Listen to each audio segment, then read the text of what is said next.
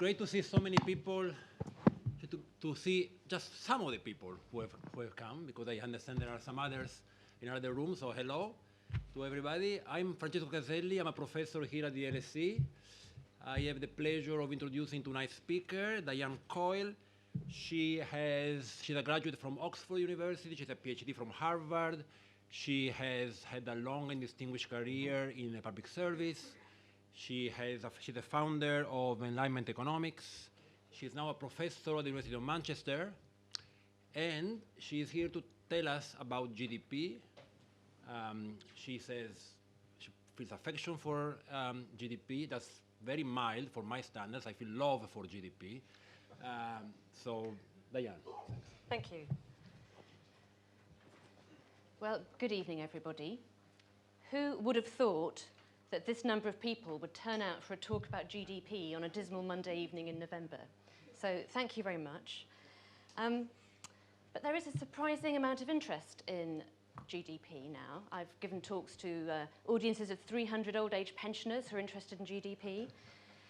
And what's a little strange about it is that it's part of the furniture of the conversation we have about what's going on in the news. People are always talking about GDP up 0.2% this quarter and so on. And economists, of course, use it a lot. They feel great affection for this data series that they can now download from the internet for lots of countries over long periods of time and run regressions. But when I was young, which was about 1 million years ago, economists were taught national income accounting in their undergraduate courses, and I think that's largely fallen by the wayside now. And people are using GDP figures and talking about GDP figures without anybody having paid very much attention to them until just recently, with all this interest. So why now? And I think one reason is the environmental concern. Environmentalists who feel that there's just a bit too much GDP growth because they're worried about the impact on environment and climate change in particular. But another reason is that because of the financial crisis, there are other people who think actually there's not been enough GDP growth. The recovery from the crisis has been slower and more feeble than recoveries from past downturns. It's been a longer, more drawn out, more serious recession. There are also people who think there's not enough GDP growth because we're entering an era of secular stagnation, and it's tied up with the debate about what's happened to the trend in productivity growth, which is typically measured using the GDP figures. And then as well as that, there are all the digital people, Silicon Valley people, who say there is a lot of GDP growth. We can tell you because we're delivering it, and it's just not being recorded in the figures. The figures are wrong. So I think all these things are converging, and it's one of the reasons Sir Charles Bean has been asked to do his review of the economic statistics. And it's important because it's how we assess progress. It's the headline measure we use to know, as voters, is the economy getting better or worse? Are politicians delivering for us? And the debate about the statistics is a proxy for a debate about the character of the economy and how well it's doing. But these statistics are not objective measures of reality. It's not like trying to measure the speed of light. It's not like trying to assess the velocity of a moving object in any way. They are definitions and interpretations of something that's happening in the world, but also that in turn shape the reality because we respond to them. It changes our behavior when we hear what's going on. So today I want to focus on the digital changes and how that's affecting the structure of the economy and how that might be playing out in GDP figures or in something that will be better than the GDP figures that we have. And I've got 3 points I want to make, really. One is that the statistics are significantly lagging structural change in the economy. The second is that there's a growing gap between GDP and a better concept of economic welfare. And the third is that the character of the digital goods in particular means that that wedge between GDP and economic welfare is growing, and possibly growing quite quickly. Now, statistics are for states. They're statistics. And they reflect what governments want to know and think they need to know to run the country. And the structure of them always lags the reality. And it can be quite a big gap. This is a page that you won't be able to read from an 1886 publication. I've got a facsimile of it that the Office for National Statistics published in 1986. And it's got 200 pages, most of which are like this one, acreage of crops and number of livestock, it's headed. So this book tells you about imports and exports of commodities from the colonies. It tells you about the sales of different kinds of grain in market towns around England and Wales. It gives you all these figures about grains and carrots and potatoes and the number of livestock in the country. Out of the 200 pages, there are 12 on mines, factories, canals, railways, and then a couple of pages on the public finances too. This is at the height of the Industrial Revolution. It's a couple of generations since William Blake was writing about the dark satanic mills. And yet the statistics, the gap between what they were recording and what was happening in the economy had become enormous because it was a period of very rapid change.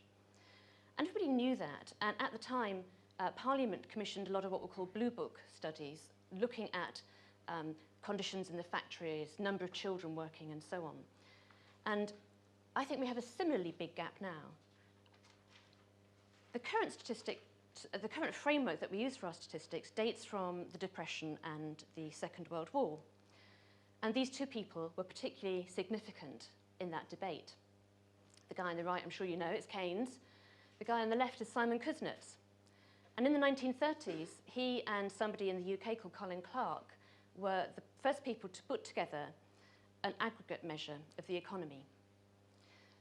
They needed to do it because it was the Great Depression, and governments on both sides of the Atlantic, and indeed in other countries, wanted to know what was the extent of the economic management problem they faced in responding to the Depression. They had lots of figures. They had the number of bank failures. They had the number of steel bars that were being produced by the factories. They knew by that time how long the railway system was, the railway network was, but they didn't have an aggregate measure. They didn't know what extent of action they might have to take to bring down unemployment or tackle the bank failures. And there was quite a debate about measuring that aggregate. It was the first time anybody had thought they needed it because of the extension of the democratic franchise. There had been vicious trade cycles in the 19th century, and nobody thought the government should do anything about it. So it was the first time that people had a concept of the economy that the government ought to try and do something about. And Kuznets in particular had a very strong view about what this aggregate ought to be measuring, and he wanted it to measure economic welfare. So he said, for example, you would exclude advertising because people didn't like it. You'd exclude commuting. It was a regrettable necessity that people had to do to get to their jobs. You'd exclude other regrettables like policing or paying for defence. They had to be done, but nobody got any economic welfare out of it. His view, though, was overtaken by the demands of the Second World War, when the imperative very much became having an aggregate measure of the economy that could be used, and this is where Keynes came in. He wrote a pamphlet called How to Pay for the War. He wanted a measure that could be used to give the government on both sides of the Atlantic an indication of what was available to put into the war effort and what consumption sacrifice domestic consumers were going to have to make to sustain the war effort. He wanted an activity measure. And in particular, the administrators in the United States wanted a measure that did not exclude arms spending because they didn't want anything that made it look like the war effort was harming the economy. So this debate was quite vigorous, and actually it lasted into the 1950s. But because of the wartime imperatives, Keynes won that debate, and the aggregate that we got, that was the forerunner of today's GDP, was much more an activity aggregate than an economic welfare aggregate. And some other key judgments were made around that time about what's called the production boundary. What do you put in and what do you keep out of GDP? One thing that was that went in was government. The aggregate activity measure measured activity in the market at market prices, and of course government doesn't have market prices. There was also quite a debate about which parts of government spending you could validly include because they were services to consumers, they were final goods and services, and which parts you ought to try to net out because that was just spending that had to be done, these regrettables, to sustain activity. it proved too hard to do that. I mean, if you have a road that the government spends money on, how can you divide that into what part of it is people moving along the road for enjoyment and what part of it is people moving along the road for commuting? It's impractical. So all of government went in, but all of housework, home production, was left out. And if you look back at the old literature, it's quite interesting to see that there's quite a consensus that housework, home production ought to have been included, but they decided it was just too difficult to do, that you couldn't survey all the housewives. It was always housewives, of course, and there weren't enough market prices for those services to be able to value them, even if you knew how much time people were spending on them. So housework got left out.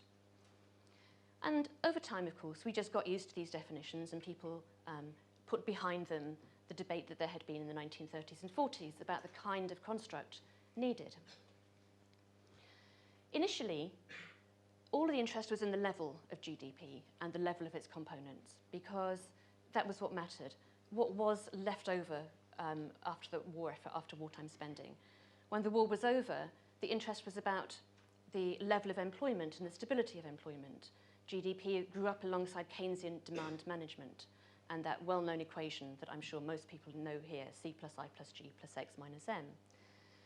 And it was the level that mattered. But before too long, attention switched from the level of GDP to its growth rate. Does anybody happen to know the level of GDP in the UK?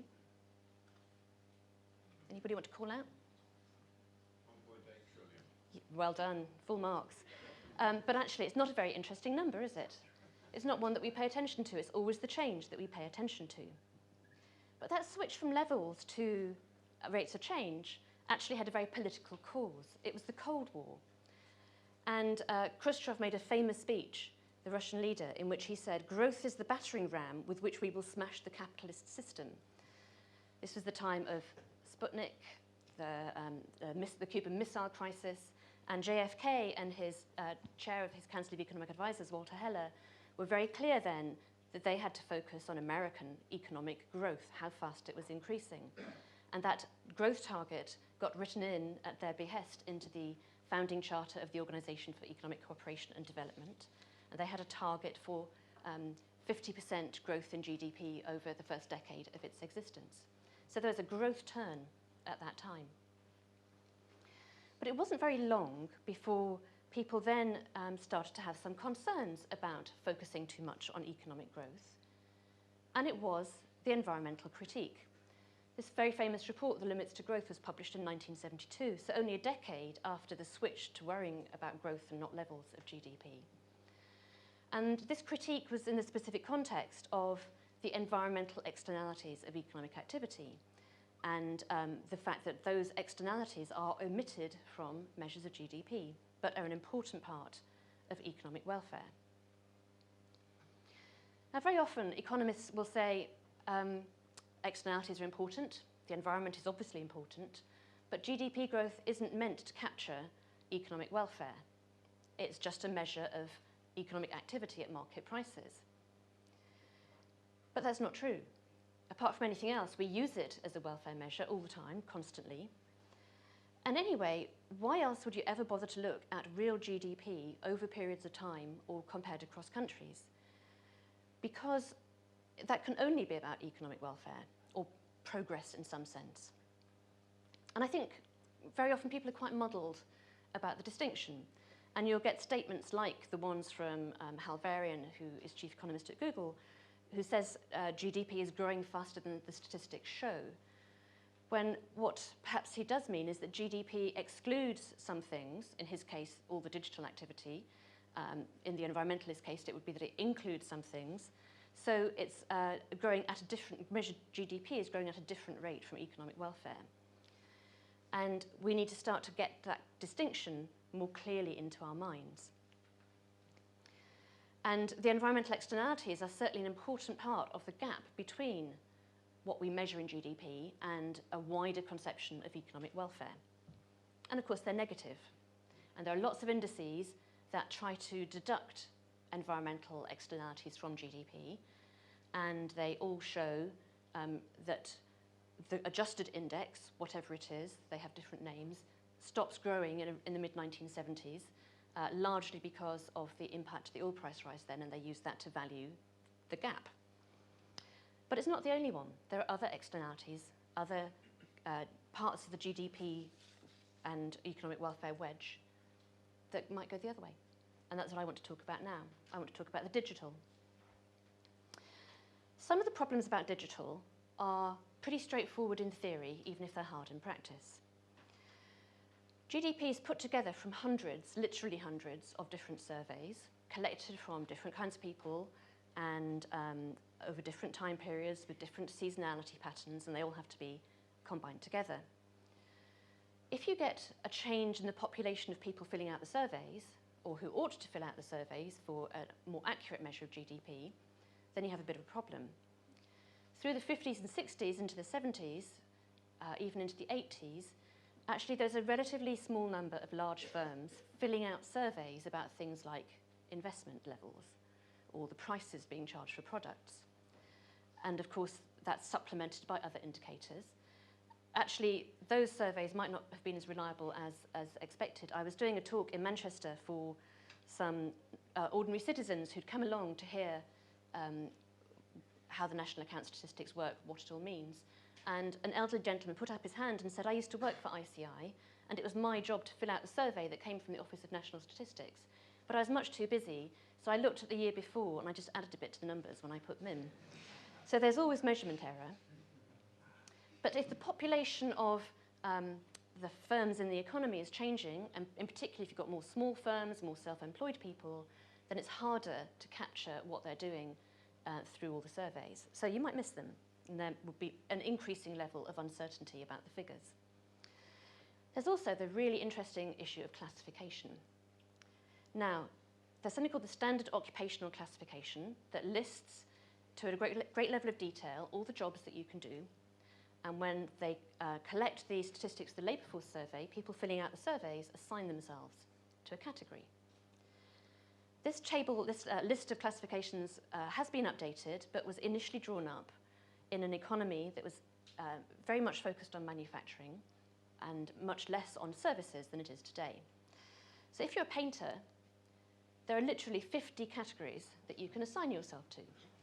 So let's have a look. You can be a painter of cars, you can be a painter of boats, you can be a painter and decorator, you can be a painter of watercolours or miniatures or artificial flowers, literally, here's the list.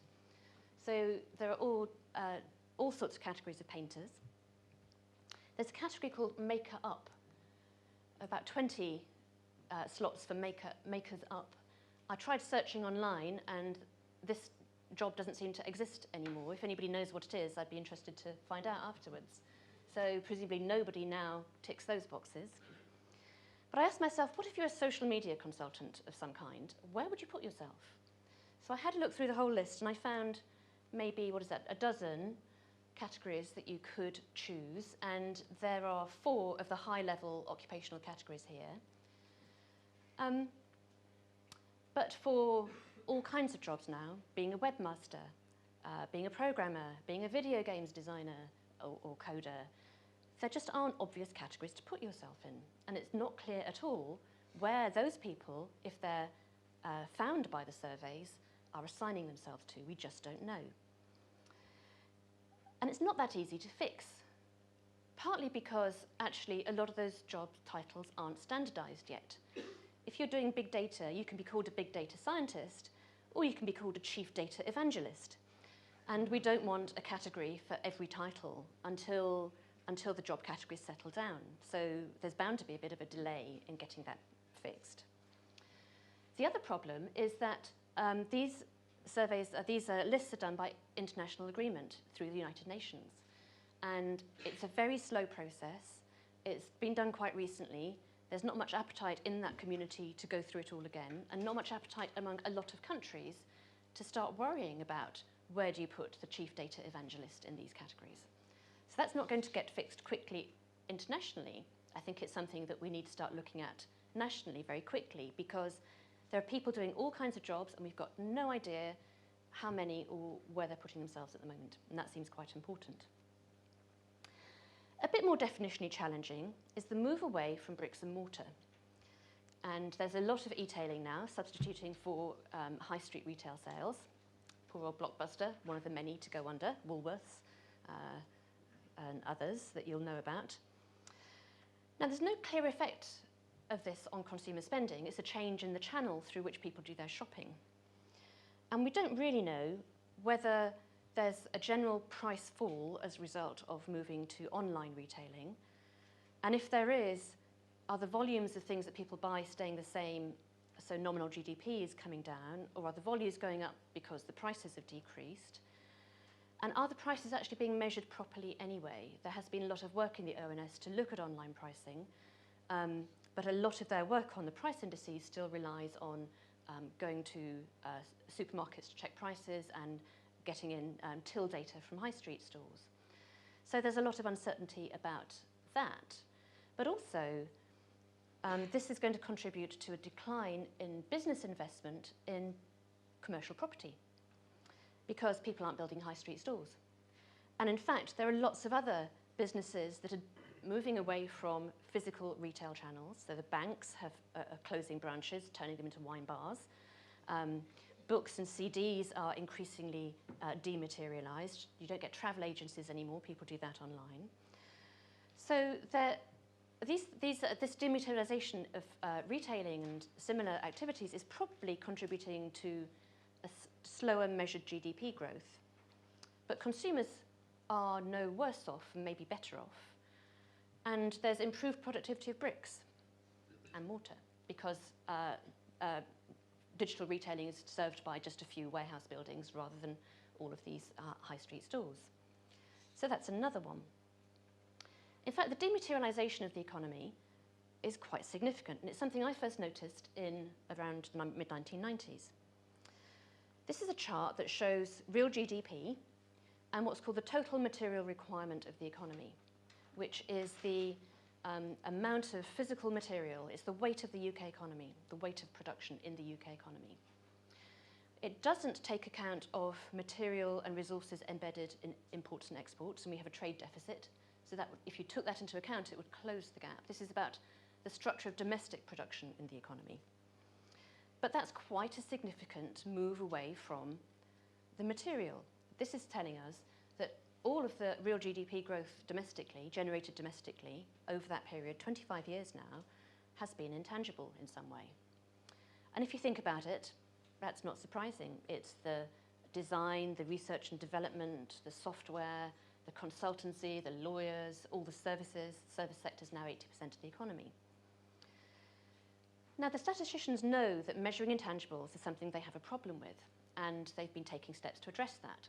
So last year, with the revisions to the methodology, they introduced investment in software and investment in R&D and patents and copyright into the GDP measure. But if you think about it, what is a unit of output in a service? What is a unit of output of a lawyer? Or a nurse. Is a nurse more productive if she gets through twice as many patients a day, or if she gets through half as many patients but gives them better care and they get better faster? And the answer is it depends. If she's doing blood tests or sight tests, the faster, the more she gets through, the better. And if she's caring for very sick people, then the fewer she has to deal with, the better, as long as that care delivers better outcomes. And it's really hard to separate conceptually, never mind measuring quantity, price, and quality in lots of services. So what do businesses have in mind when they are responding to the ONS surveys about the price for their services? A lawyer will give a billable hour measure, but what does that actually mean? What is the output of a billable hour? Now, the effect of innovation in particular is a long understood problem with the GDP figures. So here I've got a picture of living rooms in 1895 and 2015. And they look pretty similar, don't they? You've got chairs to sit on, you've got a flat screen TV in the IKEA catalogue, and a piano to stand around and sing in the 1895 version, but they look quite similar. But in many other ways, our lives have been absolutely transformed over that period, of course. We've got electric lighting, indoor plumbing, we've got all the modern medicines, mobile phones, the internet. And even very trivial innovations, never mind things like tamoxifen or mobile phones, are really valued by consumers. To give you a very trivial example, nylon stockings were introduced by DuPont on the 15th of May, 1940 in America. And they sold 800,000 pairs on the first day and 64 million pairs by the end of the first year. Now, those numbers speak to some very happy female consumers. That is a new product, an innovative product that was serving a very deeply felt need, replacing the old kind of stockings. When people talk about real GDP measures over time, they sometimes don't quite understand what it is it's measuring. So if I say to you in 1895, real GDP per capita was $15,000 in today's money, that does not mean having $15,000 today and being able to spend it. It means having $15,000 today and being able to spend it only on products available in 1895. So you couldn't have decided that your mobile phone was your top priority and spent some of the money on that. And these changes in the quality of life, the character of life through innovations, aren't captured in real GDP measures. Statisticians change the base year from time to time to capture new products and put them in there, and that can lead to some quite dramatic effects. Nigeria hadn't updated its base year figures since the 1960s, when it did so last year, and it added, I think it was 89% to its level of GDP overnight. Now, of course, nobody was any better off. There weren't fewer poor people, but they had weights that assigned a weight of 0 to Nollywood movies and the mobile phone sector, and hadn't been counting all of that activity. Most developed OECD statisticians update much more frequently. They were doing it every 5 years. Now they're doing it annually with chain weighting. They update that mix every year. And this came about in 1995 when the Bureau of Labor Statistics in the US decided that because it was using 1987 prices at that time to value the computer industry, it was overvaluing it because prices of computers had come down so much. And therefore, it would switch to updating the weights every year for everything to get away from these odd base year effects. They then introduced what's called hedonic pricing as well, which takes account of the quality characteristics of consumer goods, like computers. If you buy the one for the same amount of money today that you did 3 years ago, it'll have many better characteristics, more speed, more memory, and better camera, and so on. And that makes the measured prices for that sector even lower. The thing is that when you do that, and this is a phenomenon that Simon Kuznets first pointed out in his work on GDP figures, it looks like you've got very slow growth as a share of the economy in the most dynamic sectors where the prices are falling fastest. And there's nothing wrong about that statistically, but it really offends people's intuition. So all the guys in Silicon Valley look at the American figures and see that the share of the computer industry in GDP doesn't appear to have been going up, and they know in their hearts that's wrong. It's that intuition that's offended. So there are lots of measurement issues, but there's also the issue of consumer surplus, that joyful women able to wear proper nylons instead of roll-up stockings. And that can be large. The consumer surplus is the gap between how much consumers value a new product or service, what they would be willing to pay for it, and what they actually have to pay in the market. And if you've done the economics, you know it's that chunk above the market price and below the demand curve. That can be large. One of my favourite examples is Nathan Mayer Rothschild, richest man in the world when he died in 1836 of an infected abscess on his tooth.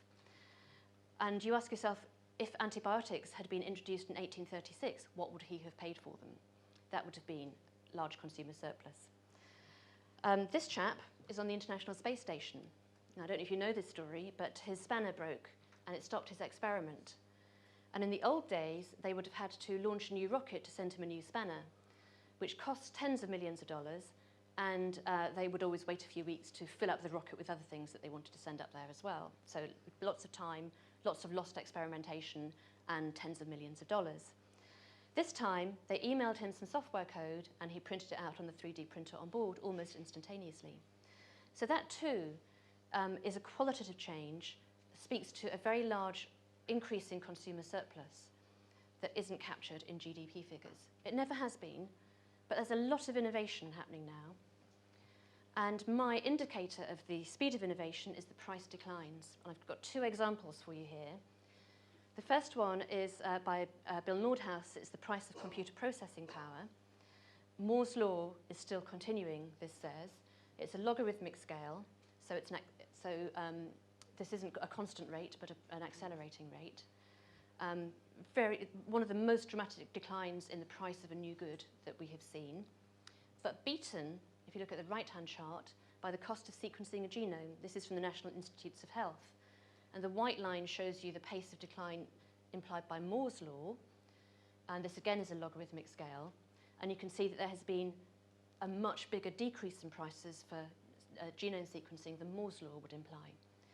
And I could have, and I should have, because I'm from Manchester, have put the graphene price on here as well. Very similar pattern. So across a range of technologies, absolutely astonishing price declines. The GDP, by definition, doesn't include the consumer surplus that that's generating. And I think this also casts a light on the secular stagnation debate, which uses GDP figures to assess productivity and isn't paying attention to any potential changes, any potential increase in consumer surplus. And if you look at past new technologies and look at how much they've contributed to GDP growth, it looks really small. People have looked at electrification, they have looked at the introduction of the railways and found it very hard to identify big effects on GDP growth. But electrification brought us mass production. It brought the possibility of the assembly line. The railways brought urbanisation because food could be brought into populations and urban centres. It didn't all have to be grown in the city. And the GDP measure just doesn't try to and doesn't capture that. So at a time when there's a lot of innovation, that particular part of the wedge may be opening up. A special form of innovation is variety. And here's the yogurt section of a supermarket in New York. Variety is a kind of innovation. It's a better match of people's specific preferences to the supply available in the market. And nobody counts it. So I've put on the left here a list of things that the Dallas Federal Reserve Board counted in 1998, and I haven't found any subsequent attempt to count it. And between the 70s and the late 90s, they found a lot of proliferation of variety in the particular products that they looked at. There has certainly been a lot more since then, and we've got these kind of yogurt displays. Now, there is an argument about the paradox of choice that says that actually all this choice makes us worse off, and you should deduct from economic welfare. And I think that's absolute nonsense. It's based on experiments where you put 3 kinds of jam in one bit of the shopping mall and 12 kinds of jam in the other bit of the shopping mall, and people will be more likely to make a purchase if they've got less to choose, fewer items to choose from. They are befuddled by an excess of choice. And that might well be true at an individual level. There's a fallacy of composition. It obviously doesn't aggregate because there's no reason my 3 favourite flavours would be the same as your 3 favourite flavours. And you only have to see that to think about how would it be if we said there's too much choice in book titles, let's only sell the bestseller list. You certainly wouldn't be able to buy my book in that case, I'm afraid. Or let's not bother introducing personalised medicines because that's too much choice for people. There's clearly welfare from this variety. And that's not measured in GDP either. Now, this isn't to say there isn't digital hype, because there is. There is lots and lots and lots of free stuff, including the marvellous Manchester policy blogs, which I hope you'll read as well as the LSE blogs. But if there's a zero price, obviously the consumer surplus is large. But a lot of these are the result of a business model choice, and they're funded by adverts, which consumers don't like, and will even pay for ad blockers to stop. And if you try to impute a cost of the adverts, you find that actually there's a very little increase in economic welfare. Or they are cross-subsidised by freemium, by subscriptions from other people. So there's a cross-subsidy between different kinds of consumers going on there. But some of it's true. Some of it's genuinely voluntary activity that's making people better off economically. So take, for example, this beauty vlogger. Many of you will know better than I do what a beauty vlogger does. But there are people who sit at home, make videos, post them to YouTube for free, and a lot of people enjoy watching them. But they will hope that they will sell adverts around those, or they'll be asked to endorse products and they'll make some money out of it. Or there are people who will create Creative Commons software but hope to sell consultancy services around it. Or they'll do a TED talk and hope that will help them get onto a lecture circuit or sell more copies of their books. So the boundary between these kinds of activities that are voluntary and paid work is starting to get a bit fuzzy. And I would argue that there's a good case to include some of the free, particularly things like free economic software or Wikipedia, into an economic welfare measure. And indeed, we include a lot of government spending that is paid for by taxes, which one might argue people object to as well. But if you're including writing software for free, why not housework? And as I said, obviously this is how I dress when I do the housework. As I said, that's always been excluded from GDP because it was thought to be too difficult. But now, there are lots of market services competing with home production. You can easily have somebody come in to clean your house and pay them, or you can pay for childcare if you want to, if both partners want to go out to work. And people are choosing a lot on that margin between home production and market production. I mean, actually, some of it, if you make a product, it's counted in GDP, at least in theory, because in many developing countries, growing food or making clothes at home is an important part of economic activity. So the products are included, but the services are not. So if you volunteer in the charity shop or the school, or if you do services like cleaning and cooking, they're not included. But this margin is important, and actually I think another margin is going to become more important as the population ages, which is substitution between home production of services by a human being, market production of services by a human being, whose cost is going to go up, and production of services by a domestic robot, domestic capital. And these margins are very important policy choice margins as well, but we have a data blank on them. The ONS has done one survey of how much time people spend on housework. They are due to publish another one next year, but having them done every 10 years doesn't really help you get to these important choices. And it will all become much more important as we move more into what's been called the gig economy, this beauty vlogging part-time, or you have a job but you drive an Uber as your second job, or you rent out your spare room for Airbnb. The variety of availability of products in the digital economy, I think, leads to another important bit of economic welfare that we haven't counted before, and that's matching. And I'm thinking about markets like exactly Airbnb and Uber. They're called various things: sharing economy, collaborative consumption, but I think of it as being about matching. This is an example some of you might know about. It's Robert Jensen's well-known study of the introduction of mobile phone masts around, in different ports around the coast of Kerala. And the right-hand chart shows the point at which the mast was introduced in each of the areas, and you can see that afterwards there's much less dispersion in prices. And his study found that there was also an increase in fishermen's incomes and a decrease in prices paid by consumers, because there was better matching of demand and supply for particular fish. The fishermen could phone ahead to each port, and they wasted less of the fish that they had caught because they would be more sure of selling them at the ports that they went to, a pure efficiency gain. And I think there's a lot we need to understand here in the Airbnb type sharing economy markets. Are they directly substituting for existing activities, or are they extending the range of choices? Is Airbnb only a substitute for hotel rooms, or is it actually adding kinds of accommodation and experience that weren't available otherwise, so that people, for example, who've got small children, who don't want to stay in a hotel and don't have that kind of money, will now take a trip that they wouldn't have done otherwise?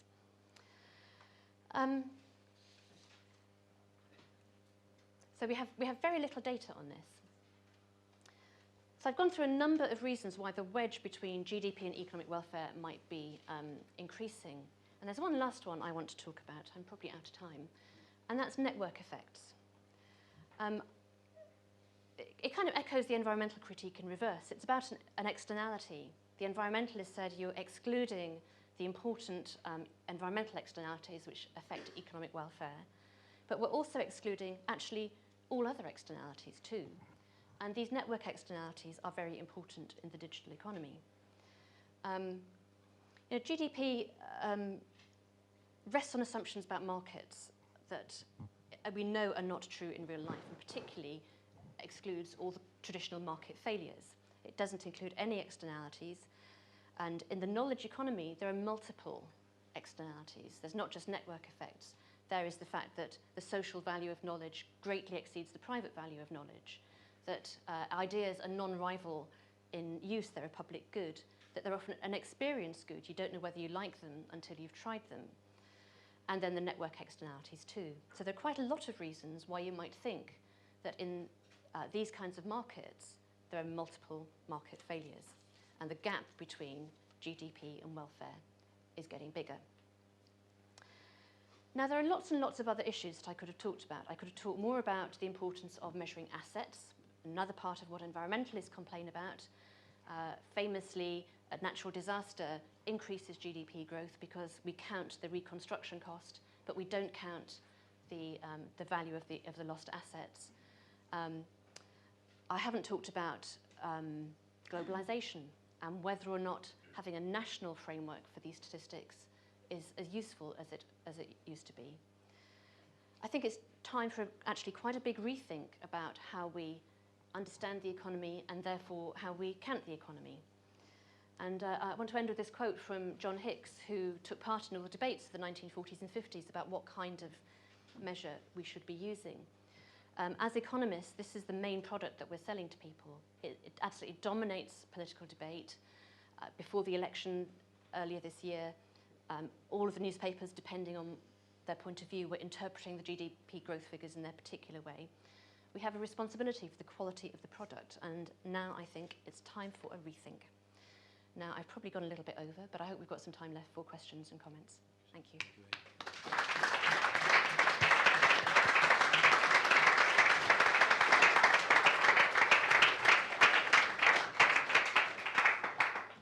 Okay, I was delighted to hear that GDP misses out a lot of negative stuff from environmental problem, and then it misses out a lot of positive stuff from variety, innovation, and network effects. So my conclusion is that on average, I guess it's right.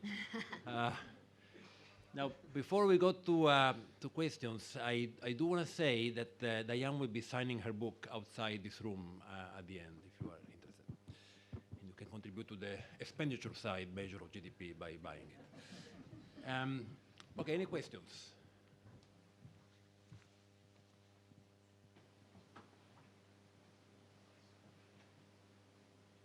Back there, the lady with the black shirt.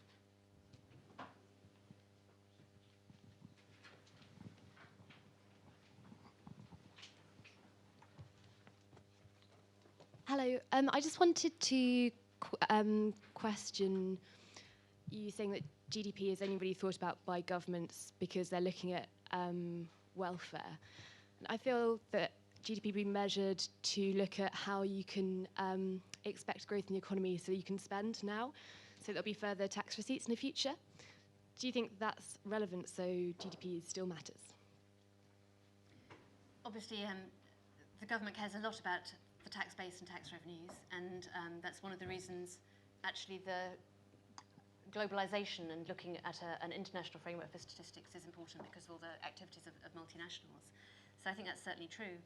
And the origins of the national accounts way back in the 17th century were all about measuring how much tax the monarch could raise to fight wars successfully. So I think that's correct. But I think the growth of GDP is a central part of the debate that we've been having. And actually, the statistic that matters has changed over time. In the 1980s, it was the unemployment rate for a while. It was balance payments for a while. But there becomes some single figure that becomes totemic for the public debate, for the political debate, and also for financial markets. At the moment, I think that is the quarterly change in GDP, which of course is nonsense, because the margin of errors are so large that they swamp the quarterly figure. And the Bank of England chart projecting GDP actually backcasts the uncertainty. So at the moment, they're 90% sure that growth is between 1.5% and 3.5%, which is quite a wide range. Lady there? Up there? That's at the back. Yeah, I'm from India and from the Skill Development Ministry. We use national statistics, that is NSSO, which is quite related to the ISSO, which is the International Statistic for Job Classification. So, so I was a little surprised that that we don't have standardization in job classifications, because what are we using if there is no standardization? And why can't the same ISSO be used for GDP calculation as well? And why can't we keep that updated? The classifications do get updated, but they get updated at long intervals. And there are just so few service sector categories compared to manufacturing categories in any of them. And as I was saying, a lot of these service sector jobs in the digital sector are new and not standardized. And actually, you can't ask statisticians to develop a classification until you get to that point of being able to standardize them. So I think that lag is inevitable. But it means that I think we need to supplement the classifications with additional work on exactly what kinds of jobs people are doing. Gentleman in front here. How can we standardize the digital industry, the kind of jobs in the digital industry, for example, considering the fact it moves so quickly? So, for example, the IT world of 20 years ago is completely different to as it is now. It's virtually unrecognizable. The rates of growth are astronomical in the size of the internet and the number of websites. How can we measure it accurately? Well, I don't think we can at the moment. It's the same kind of replies to the one about standardizing the job classifications that we just can't. In fact, when I started doing econometrics seriously, I had to program in Fortran to run regressions. There was only one statistics package available, and it didn't suit what I needed to do. And I discovered last week that actually NASA needs Fortran programmers because they can't find anybody to hire to update certain old bits of code they have. A lot of the banks have a lot of code written in Fortran and COBOL, and they too can't find people to update that. So perhaps we oughtn't be too fast in updating these things. But I think it's just going to take time. They're not standardized yet, and it will take a while. Hey there. If we want GDP to be a more accurate measure of economic welfare, is there an argument that there are some products that we should discount from GDP measures based on judgments about the welfare they bring? So I know you mentioned advertising was meant to be discounted originally. Yeah, that's a very interesting question, and I don't quite know what I think about that. The assumption or judgment that advertising is negative for consumer welfare is really well supported in the early literature. Nikki Kaldor was another economist who was very clear that it harmed consumers to see advertising. What makes that particularly interesting is that governments are now keen to use advertising techniques in implementing policies, nudge policies. And that's popular, and it looks like it can have some good results. It makes me quite uneasy. And I think speaks also to this question that you raised about the judgment on that. But it's not just advertising. There might be all kinds of things where people come to different judgments. And that's one of the arguments for not having a single measure, but breaking down the statistics into a range of measures, a dashboard of measures. And I have some sympathy with that too. Trouble is that there are lots of dashboards, and they've got lots and lots and lots of indicators in them, and you can come to any conclusion you like from looking at them. So I think we just have a lot of work to do to think about what do we actually mean by economic welfare, and how do you make the value judgments more transparent than they are at the moment.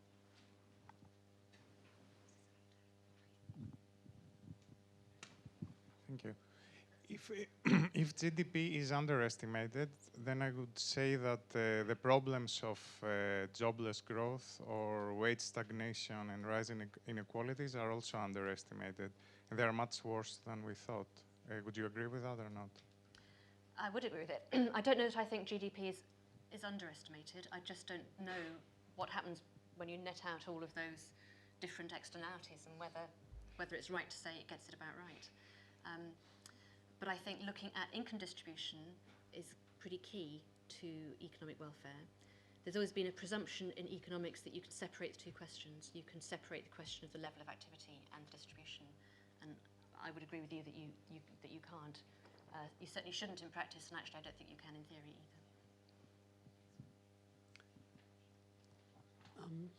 If you see GDP as problematical, do you see another measure that could replace it, or that would be more suitable? For instance, the kind of work that measures social inequality, as Thomas Piketty does, and get an aggregate of that and use that to capture what welfare consists of, rather than trying to mechanically play around with the problems that GDP currently causes.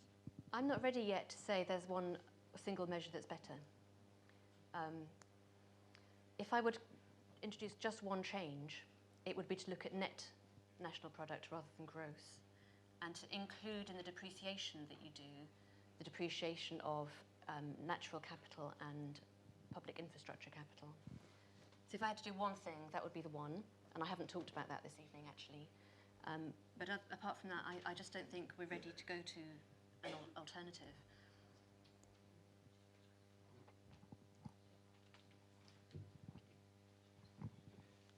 Isn't there a problem in that when different organizations use a measure of GDP, it's kind of subjective on what they need it to do? So a couple of years back, when the EU was calculating income for its constituent members, they included criminal activity and prostitution among them, and lo and behold, the UK's contribution to the EU went up after that.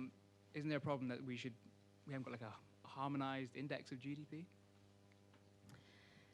I think the problem arises because there's increasing what's called administrative use of GDP. So things like the Maastricht rules say budget deficit as a share of GDP, or IMF adjustment looks at issues as a share of GDP, measures as a share of GDP.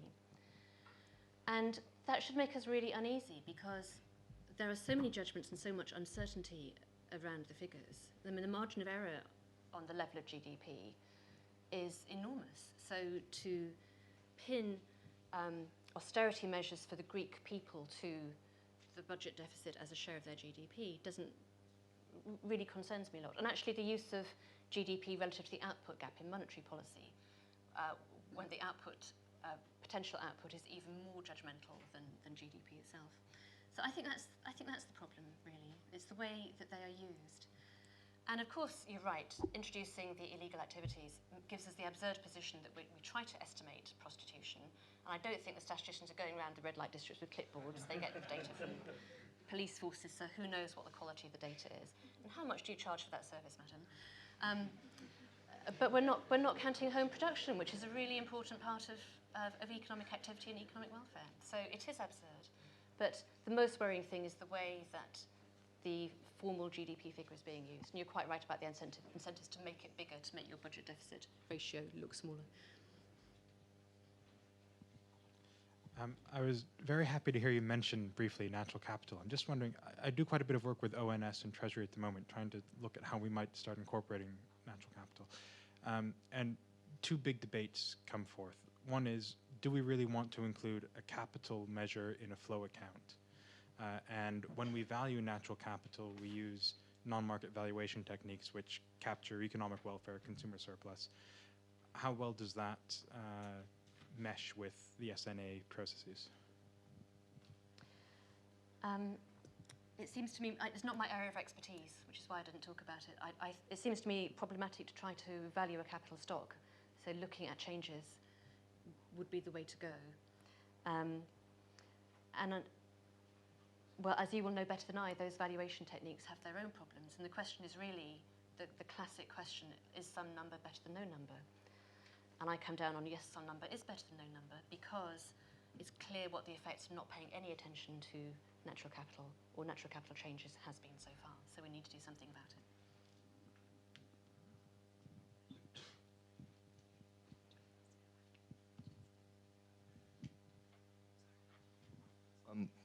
What is the ideal GDP growth rate?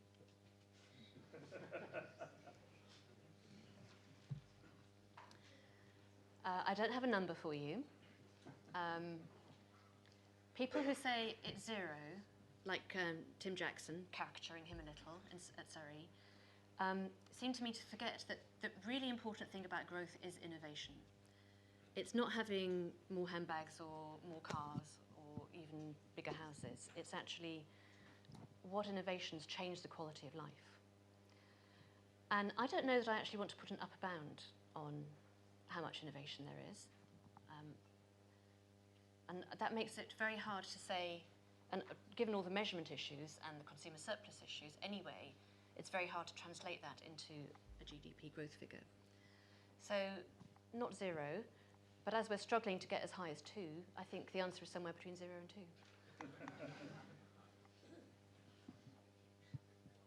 But can I ask a question about that? Because I always wondered. I don't think you're allowed to ask questions, are you? Sorry, just one. So you mentioned innovation, and innovation means productivity improvements, among other things.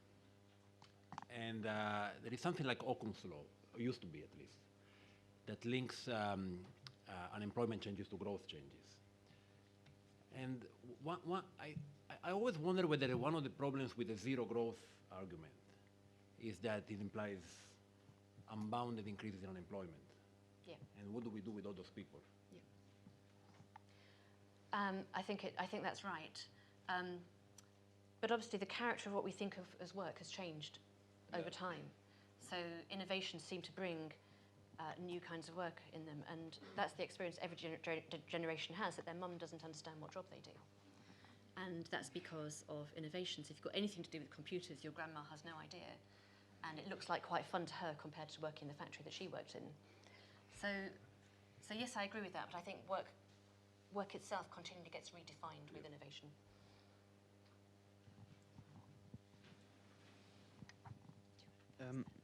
What's your view on positional goods, which in my opinion add little to social welfare, but only really serve to exacerbate social hierarchies? Yeah, you know, there's no whiteboard. The traditional quadrant of goods, where you've got rivalrous and non-rivalrous and excludable and non-excludable, I kind of want to extend that to the super non-rivalrous goods with network externalities and the super rivalrous goods that are positional goods. And so the question really is, can you frame that as usefully as an externality that you could incorporate in your thinking about economic welfare? There are people, of course, who would tax positional goods, but the thing is we never know what they are in advance, and you are too young to remember that Norman Lamont, as Chancellor, taxed mobile phones as a nasty positional goods that yuppies were spending far too much money on in the 1983 budget, and that looks pretty silly in retrospect. But things that are obviously always going to be positional, like large country estates, I think taxing those makes a lot of sense. I wanted to defend the zero growth environmental position for a moment. You say that the most important thing about that argument misses is that what's important about growth is innovation, and I think the argument looks at the way GDP's measured and all the things that you said in your talk about how GDP misses how innovation makes life better, and then says, okay, well, we can still have innovation with the zero rate of growth, and we could maybe even still have relatively good employment, or as good as we have now, and work less. And I was wondering if you think that we need a number to grow. We need a number, a way of taking into account these innovations that make life better, and including them in our GDP and growing that, or if we could say that these things aren't measurable. I think the argument makes a lot more sense if it's reformulated in some way. And doing it in terms of GDP gives you the kind of absurdity that if somebody has a fabulous new innovation, you've got to take something else away to preserve the zero growth. But if you can do it in a way that looks at not the total material requirement, but the resource footprint, and if you formulate it as the resource footprint of economic activity needs to not grow, then that strikes me as a much more persuasive kind of argument. But that's not typically how it's presented.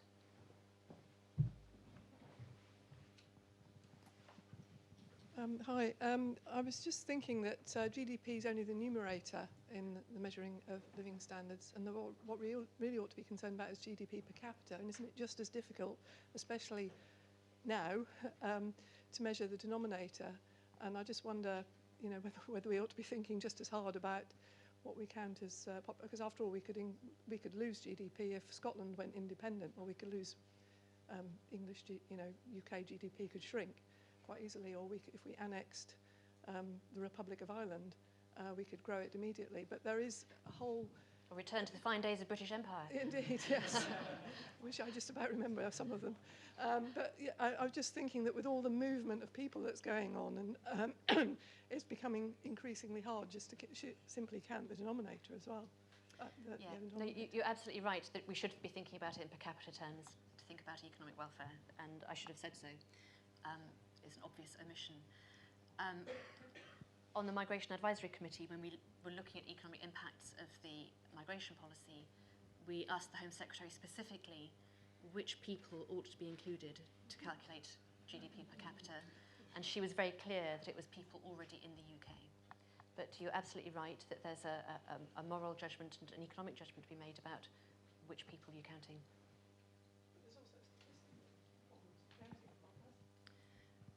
Well, there are errors.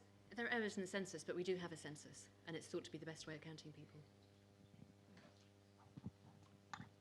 Maybe a couple more, and I think we're losing our audience bit by bit.